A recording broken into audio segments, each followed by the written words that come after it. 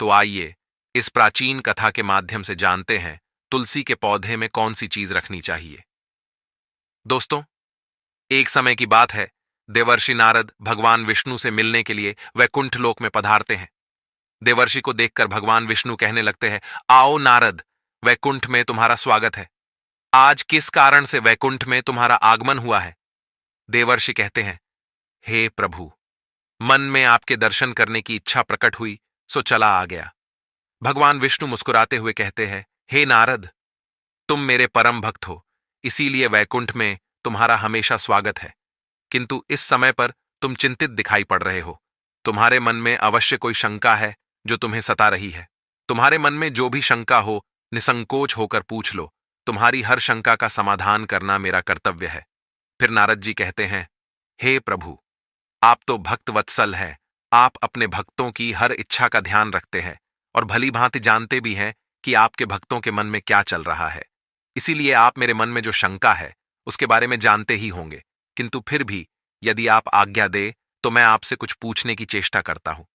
भगवान विष्णु कहते हैं, हे नारद, तुम भक्त शिरोमणि हो। तुम्हारे मन में जो भी शंका है मैं उसके विषय में अवश्य जानता हूं और यह भी जानता हूं कि तुम्हारी इस शंका के समाधान में समस्त मानव जाति का कल्याण छिपा हुआ है। इसीलिए निसंकोच होकर पूछो। फिर देवर्षि नारद कहने लगते हैं, हे प्रभु, आज मैंने नीलगिरी पर्वत पर एक बड़ी ही विचित्र घटना देखी है, जिसे मैं आपको सुनाता हूं। मैं पृथ्वीलोक का भ्रमण कर रहा था, तभी मैंने नीलगिरी पर्वत के जंगलों में एक विचित्र नगर देखा। उस नगर में जो भील निवास करते थे, उन सभी की 4 भुजाएं थीं और उन्होंने अपने हाथ में धनुष्य धारण किए हुए थे। वे सभी आपके पार्षदों के समान दिखाई पड़ रहे थे। वे फल मूल का आहार खाकर उदर निर्वाह करते थे। उस समय उन्हें देखकर मेरे मन में संदेह खड़ा हुआ कि धनुष्य धारण किए हुए ये जंगली चतुर्भुज कैसे हुए। वैकुंठ लोक में निवास करने वाले पुण्यात्माओं का जैसा स्वरूप होता है, उनकी जैसी 4 भुजाएं होती हैं, वैसा स्वरूप उस वन में रहने वाले भील लोगों को कैसे प्राप्त हुआ?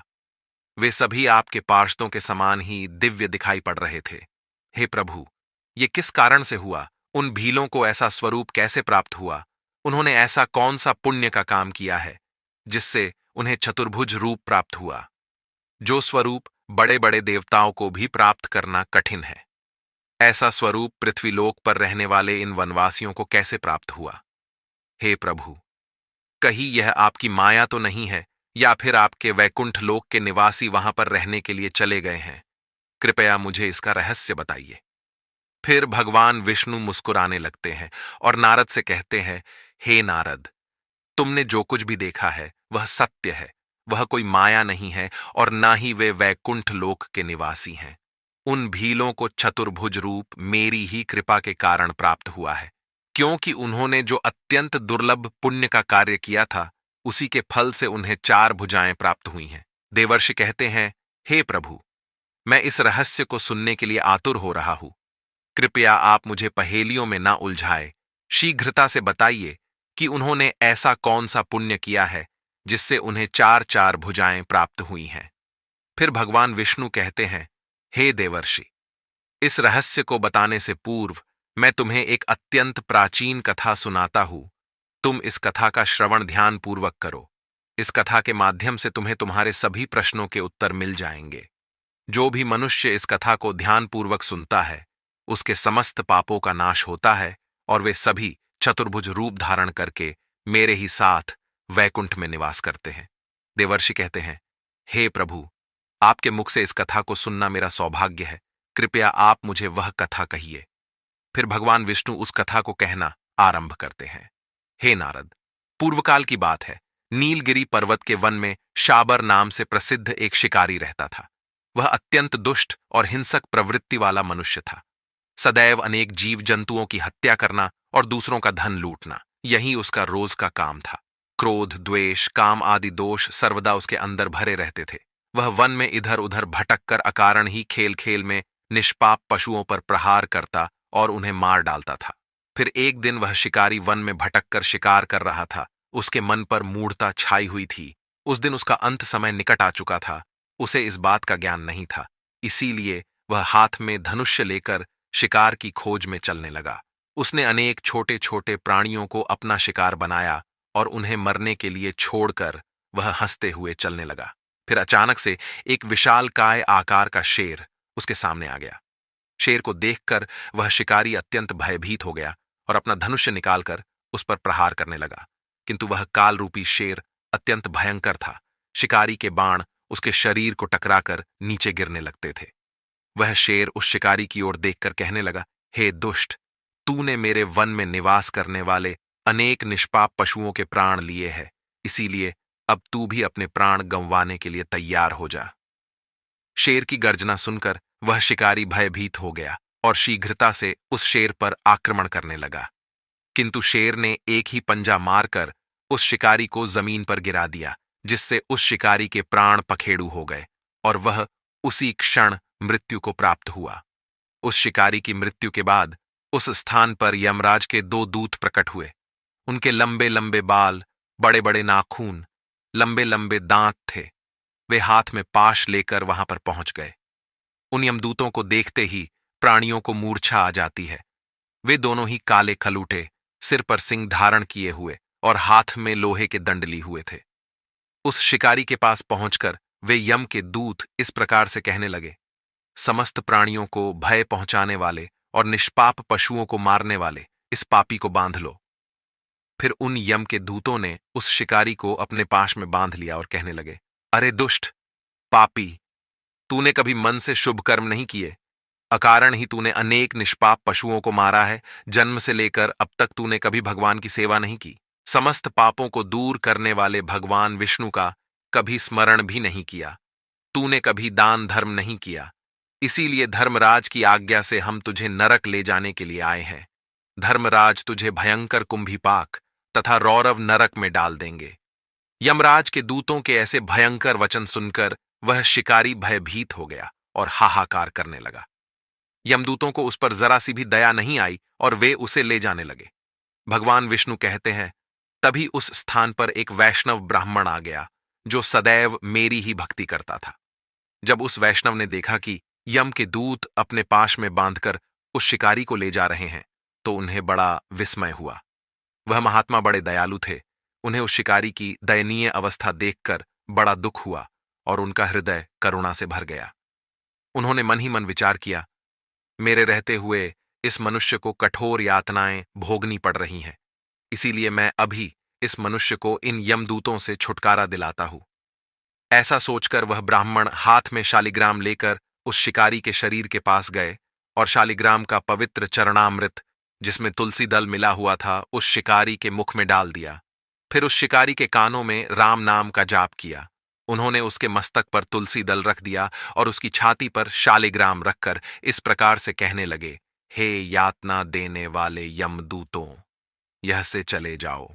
शालिग्राम का स्पर्श होते ही उस शिकारी के समस्त पाप नष्ट हो गए और फिर अचानक से उस स्थान पर भगवान विष्णु के दो पार्षद प्रकट हुए। उनका स्वरूप बड़ा अद्भुत था। उनकी 4 भुजाएं थीं और वे पीतांबर धारण किए हुए थे। उन पार्षदों ने उस शिकारी को उन यमदूतों से मुक्त कर दिया और फिर वे उन यमदूतों से कहने लगे, हे दूतों, तुम किसकी आज्ञा से इस प्रकार का अधर्म कर रहे हो? ये मनुष्य भगवान विष्णु का भक्त है, फिर किस लिए तुम इसे पकड़कर ले जाने की चेष्टा कर रहे हो? फिर यमदूत कहने लगे, हे पार्षदों, आपको प्रणाम है। हम धर्मराज की आज्ञा से ही इसे ले जाने के लिए आए हैं। इस पापी ने कभी किसी प्राणी पर उपकार नहीं किया है। इसने जीव हिंसा की है। अनेक तीर्थ यात्रियों को इसने लूटा है। इसने अनेक सती स्त्रियों को विधवा बना दिया है। इसी प्रकार के अनेक पाप करने के कारण ही आज इसे हम यमलोक ले जा रहे हैं। किंतु आपने इसे बंधन से मुक्त कर दिया है, इसके पीछे क्या कारण है? फिर वे पार्षद कहने लगते हैं, हे यमदूतों, जो मनुष्य शालिग्राम की शिला को स्पर्श करता है, उसका ब्रह्म हत्या का भी पाप नष्ट हो जाता है। जिसके कानों में राम नाम पड़ता है, उसके पाप क्षण भर में भस्म हो जाते हैं। जिसके मस्तक पर तुलसी पत्र और जिसकी छाती पर शालिग्राम की शिला होती है, वह तत्काल मुक्त हो जाता है। इस मनुष्य के मस्तक पर पहले से ही तुलसी पत्र रखा हुआ है, इसकी छाती पर शालिग्राम की शिला है और अभी उसके कान में राम नाम सुनाया गया है। अतः इसके समस्त पाप इसी क्षण नष्ट हो चुके हैं और इसका शरीर पवित्र हो गया है। तुम लोगों को शालिग्राम की शिला की महिमा का ठीक ठीक से ज्ञान नहीं है, इसीलिए तुम इस मनुष्य को ले जा रहे हो। शालिग्राम का दर्शन, पूजन अथवा स्पर्श करने मात्र से ही तत्काल सारे पाप नष्ट हो जाते हैं। इतना कहकर वे पार्षद चुप हो गए। फिर उन यम के दूतों ने उस शिकारी के प्राण वहीं पर छोड़ दिए और वे यमलोक को लौट गए। वहां पर जाकर उन्होंने यमराज को यह वृतांत सुना दिया। इस वृतांत को सुनकर यमराज अत्यंत प्रसन्न हुए और उन्होंने भगवान विष्णु का स्मरण करते हुए उनका धन्यवाद किया। फिर भगवान विष्णु के पार्षद उस शिकारी को दिव्य विमान में बिठाकर स्वर्गलोक ले गए। फिर वह वैष्णव ब्राह्मण भी इस चमत्कार को देखकर भगवान विष्णु को प्रणाम करते हुए अपने आश्रम पर लौट गया और उस शालिग्राम की शीला को भी अपने साथ लेकर चला गया। इस सारी घटना को वहां पर खड़ा एक छोटा सा बालक देख रहा था। उसने यह सारा चमत्कार अपनी आंखों से देखा और उसके मन में उस चमत्कारिक पत्थर शालिग्राम को पाने की अभिलाषा हो गई। फिर वह भी उस ब्राह्मण के पीछे पीछे उसके आश्रम पर पहुंच गया। आश्रम में जाने के बाद उस ब्राह्मण ने शालिग्राम की शीला को तुलसी के पौधे में रख दिया और उसका पूजन किया तथा उसे प्रसाद चढ़ाया और फिर वहां से चले गए।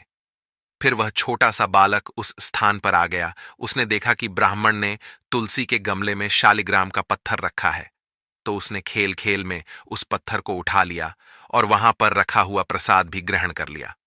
उस प्रसाद को ग्रहण करते ही उस बालक का शरीर तेजवान बन गया। उसके 2 नए हाथ उग आए और वह 4 भुजाओं वाला बन गया। इससे वह बालक अचानक से भयभीत हो गया और उस पत्थर को वहीं पर छोड़कर अपने गांव में चला गया। जब गांव के लोगों ने उसकी 4 भुजाएं देखी तो वे भी आश्चर्यचकित हो गए। सभी उससे पूछने लगे, ये कैसा चमत्कार है हे बालक, तुम्हारी 4 भुजाएं कैसे हो गईं? हमें सच सच बताओ, ऐसा कैसे हुआ? फिर उस बालक ने उन भीलों को सारी हकीकत बता दी। फिर सभी भील उस बालक के साथ उस ब्राह्मण के आश्रम पर आ गए और उन्होंने विधि विधान से शालिग्राम की पूजा की, उस पर जल और प्रसाद चढ़ाया और फिर बैठकर उन सभी ने उस प्रसाद को ग्रहण कर लिया, जिससे उन सभी भीलों के 4-4 हाथ हो गए। सभी भील अचानक से चतुर्भुज हो गए। फिर उन्होंने उस ब्राह्मण से प्रार्थना करके उस शालिग्राम पत्थर को ले लिया और उसे अपने गांव लेकर गए। वहां पर उन्होंने उस शालिग्राम को एक उत्तम स्थान पर रख दिया और नित्य उसकी पूजा करने लगे। भगवान विष्णु कहते हैं, हे देवर्षि, जो मनुष्य प्रतिदिन चक्र के चिन्ह से युक्त शालिग्राम शीला का पूजन करता है, वह फिर कभी माता के उदर में प्रवेश नहीं करता, उसे मोक्ष प्राप्त हो जाता है। गंडकी नदी से उत्पन्न हुई शालिग्राम शीला मनुष्य के 100 जन्मों के पाप भी एक ही क्षण में हर लेती है। हजारों पाप करने वाला ही मनुष्य क्यों न हो, शालिग्राम शीला का चरणामृत पीकर तत्काल पवित्र हो जाता है। किंतु एक स्त्री को कभी शालिग्राम शीला को स्पर्श नहीं करना चाहिए। विधवा हो अथवा सुहागिन हो, यदि वह स्वर्ग लोक की अथवा आत्म कल्याण की इच्छा रखती है तो वह शालिग्राम को स्पर्श न करे। यदि वह मोहवश शालिग्राम को स्पर्श करती है तो अपने किए हुए पुण्य का त्याग करके नरक में गिरती है। यदि कोई मनुष्य पापचारी हो, ब्रह्म हत्या का पाप ही क्यों न उसे लगा हो, यदि वह शालिग्राम शीला को स्नान कराया हुआ जल पी लेता है तो वह परम गति को प्राप्त होता है। जो मनुष्य शालिग्राम शीला का पूजन करता है उसे दंभ और लोभ से रहित रहना चाहिए, पराई स्त्री और पराये धन से दूर रहना चाहिए।